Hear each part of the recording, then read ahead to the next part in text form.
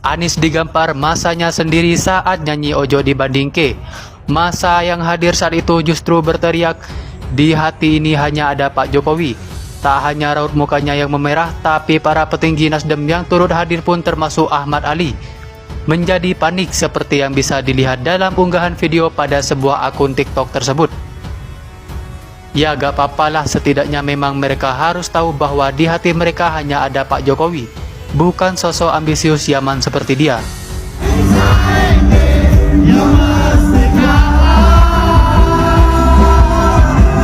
Dan misi itu nggak penting, kata Pak Anies, yang penting hasil kerja. Bagaimana?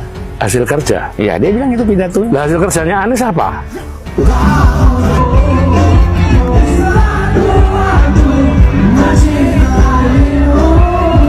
SBY itu the golden boy of America, Anies ini bisa jadi the second golden boy. Iya.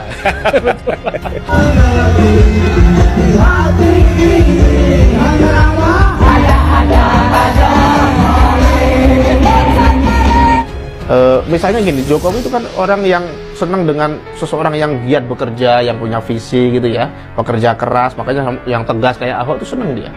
Dengan siapa lagi, Pak Basuki itu senang banget. Kalau Pak Basuki itu kalau kerja tuh gila kerja kan orang itu. Artinya bahwa tipikal orang seperti Pak Jokowi ini senang dengan orang-orang yang begitu gitu. Sementara Anies itu sebaliknya. Contohnya di Jakarta kemarin, bagaimana dia bisa membuat suatu hal yang sangat mudah, Sodetan Kali Ciliwung itu nggak berhasil dilakukan gitu loh. Bagaimana dia normalisasi yang mestinya tinggal tanda tangan itu nggak dilakukan. Akhirnya kan kali yang belum dikeruk itu banjir, sementara yang sudah dikeruk nggak kena luapan. Itu membuktikan bahwa Anies memang antitesis dari orang-orang yang giat bekerja, bukan hanya Jokowi ya. Dan jelas yang dibangga-banggakan apa? Oh, stadion Jakarta Internal Stadium disunter. Kenyataannya ini stadion yang berpotensi menimbulkan malapetaka.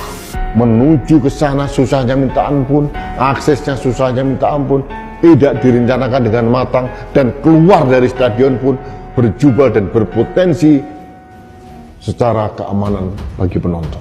Adanya Nasdem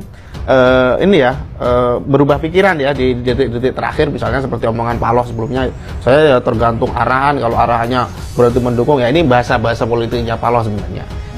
Dulu juga dia membangun patung atau patung instalasi katanya begitu dari bambu, namanya Getah-Getih. Konon dibangun dengan biaya 500 juta lebih atau setengah miliar lebih lah. Hasilnya hanya sekian bulan hilang.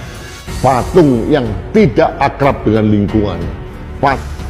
Dari situ kita bisa menilai. Saya tidak akan melihat dia agamanya apa, saya tidak melihat dia warna kulitnya, bentuk matanya, etniknya, rambutnya putih atau hitam, prek semuanya itu udah ada urusannya.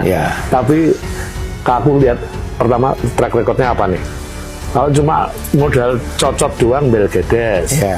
Lalu lintas semakin semrawut, banjir tidak kunjung diatasi, padahal sudah dibangun banjir kanal timur.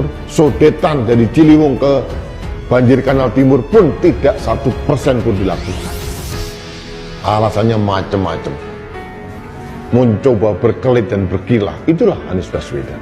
Anies ini kan tipikal orang yang apa ya, misalnya gini, Jokowi itu kan orang yang senang dengan seseorang yang giat bekerja, yang punya visi gitu ya, pekerja keras, makanya yang tegas kayak Ahok itu senang dia. Jadi jangan mencoba membohongi masyarakat bahwa seolah-olah tidak ada pelaksanaan politik identitas. Nah, di dalam gambar ini jelas terlihat masjid-masjid ada baliho-baliho, ada banyak pelaksanaan politik identitas berbasis agama. Dan Anies membiarkan. Mungkin dia berkilah lagi, oh itu bukan saya, tapi pendukungmu. Iya, terlihat, semua akan terlihat. Kalau kita memilihnya dengan akal sehat.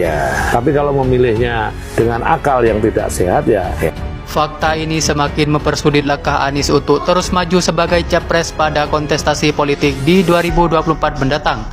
Selain pernyataan Nasdem yang sampai saat ini Anies tak memiliki koalisi resmi, hingga seakan melekatnya gelar Bapak Politik Identitas setelah deklarasi bersama Partai Bah Amin. Bahkan sebagian pengamat bernarasi bahwa Selain akan membangkit radikalisme, Anies juga terbukti piaraan Amerika Serikat. Mereka akan memanfaatkan Anies untuk kembali keruk sumber daya alam kita yang selama Bapak Jokowi sudah tak bisa lagi diajak kompromi. Kita harus tetap gunakan akal sehat dalam memilih pimpinan di negeri ini. Jangan sampai sosok seperti Anies memperporak-porandakan Ibu Pertiwi. Bagaimana menurut Anda? Denny JA ungkap dilema Nasdem mendukung Anies, lanjut atau berhenti. Partai Nasdem secara resmi sudah mendeklarasikan Anies Baswedan sebagai capres pada Pilpres 2024. Deklarasi yang dilakukan Ketua Umum Nasdem Surya Paloh pada Oktober 2022 itu memecah kebisuan partai-partai jelang 2024. Direktur Eksekutif Lingkaran Survei Indonesia Denny JA mengatakan Partai Nasdem beberapa waktu terakhir memang berani mengambil langkah-langkah yang out of the box, tapi langkah itu memiliki resiko. Ia menuturkan masalah yang dihadapi Partai Nasdem usai deklarasi sudah mulai terlihat. Salah satunya muncul desakan partai-partai koalisi baru mereka, Partai Demokrat dan PKS yang ingin agar Nasdem secepatnya mengibarkan isu-isu perubahan.